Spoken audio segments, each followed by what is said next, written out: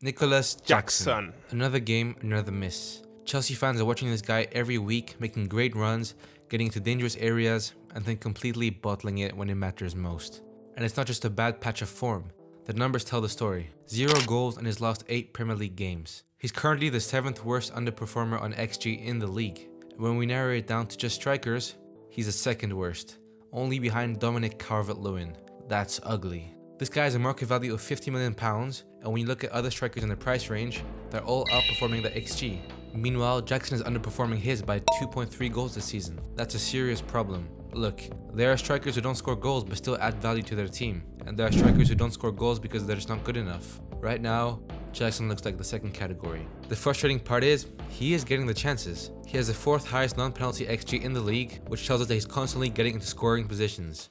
But instead of being one of the league's top scorers, he's sitting 10th for non-penalty goals. He's not finishing at the rate a Premier League striker should. His composure in front of goal is a massive issue. There are moments where he just overthinks everything, taking too many touches, waiting too long, allowing defenders to recover. It's like he doesn't trust himself to just hit the ball cleanly. And that hesitation is costing Chelsea big time. His finishing is way too predictable, he's heavily right-footed, and instead of using his left foot when necessary, he forces everything onto his strong side, giving goalkeepers an easy save to make. It's why he's getting into all these great positions, but failing to convert. And let's talk about the awkwardness of his technique. It's not just that he misses, it's how he misses. His body positioning often looks unbalanced when he shoots, and sometimes he strikes the ball like he's never hit one cleanly in his life. And at this level, at the Premier League level, that's a huge problem. But wait, let's be fair. Is this all his fault, or are we making him look worse than he actually is? Because here's the thing, while Jackson's finishing has been poor, he's not a terrible player. In fact, when you really watch him closely, you see a different story. His movement is actually elite. He constantly makes the right runs, pulling defenders out of position and creating space for others. That's why his XG is so high. He gets himself into dangerous areas all the time. It's just the finishing that lets him down. And let's not ignore his work rate. Say what you want about his finishing, but Jackson presses harder than most strikers in the league. He's constantly chasing defenders, forcing mistakes from goalkeepers, and helping Chelsea win the ball higher up the pitch. So, let's talk about Chelsea's actual biggest problem. Service. Because let's be honest, does his team actually give him enough quality chances? No.